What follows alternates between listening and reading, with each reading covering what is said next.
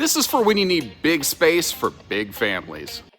Featuring a 101-inch wide body, which is 8'5" if you're doing the math, this is a very rare bigger travel trailer. Basically, it's what I call a flat deck fifth wheel. It has 7-foot ceilings, which allow for fifth wheel size slide outs, which will allow for a fifth wheel sized refrigerator, which they then pair up with an extra large solar panel to help folks, keep the batteries up and running when you're not always plugged in.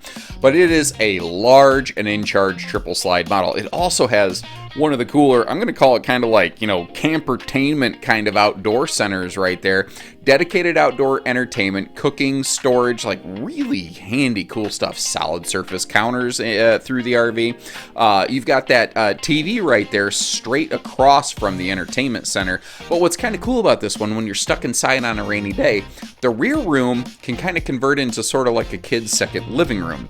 So you sort of have like mom and dad sort of take over the main cabin of the RV, and you enjoy the nice big open space here.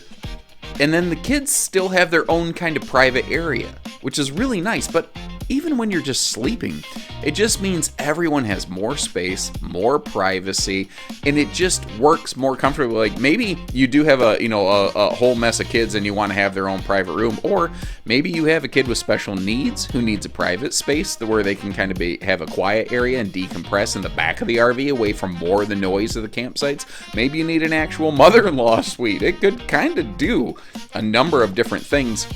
And I can show you more of those through my full-length video tour if you're curious. We've got one of those available for you. But the taller ceiling is also going to mean a taller shower.